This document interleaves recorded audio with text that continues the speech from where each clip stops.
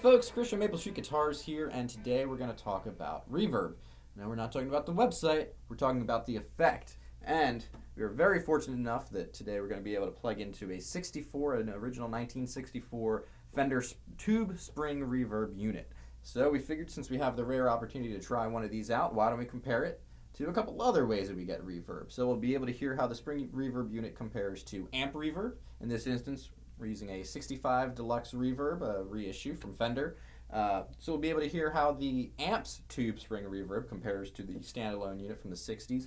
And we're also going to take a look at Fender's Tre-Verb pedal, one that we've demoed before, one we really like.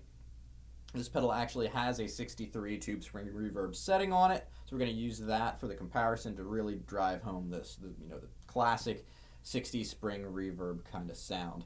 And figured since it's the 4th of July, one of the most American forms of music, at least back then, was surf rock, so we're going to really drive that home, crank these reverbs up, and we're going to do all of these demos with a Vintera 60 style Strat, try to keep it in the vintage kind of sound, vintage realm, and I'm really interested to see how all of this turns out.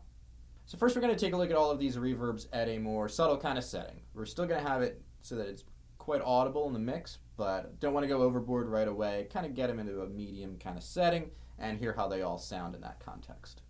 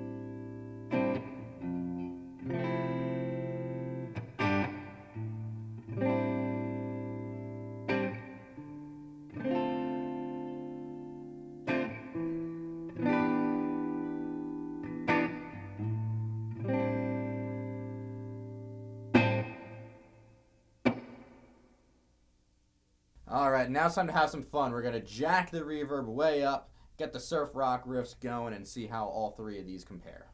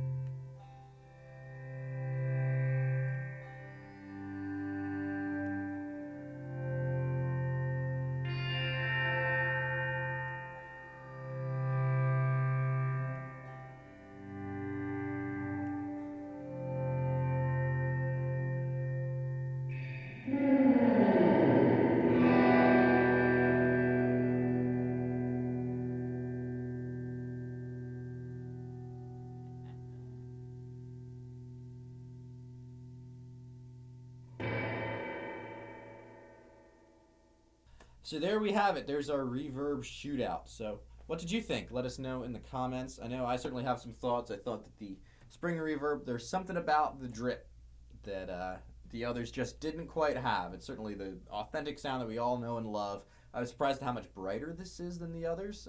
Something that may be good or bad depending on what you're looking for, but obviously having the tone control there can help you dial in whatever kind of sound you're looking for. I was surprised at the darkness of the reverb on the amp. Also, the dwell on that seemed to be quite long, even at lower settings, so I could see not needing a lot of reverb on the amp to really get the point across, so to speak. And lastly, I thought the pedal did a really good job of keeping up in terms of the authenticity of the sound. I feel like it still stayed true to that Spring Reverb kind of sound. And certainly being able to carry it around in a small pedal like this as opposed to a big box is something that can't be understated. So each of them, I think, offers something a little bit different. And I think that certainly one of these would work great for you.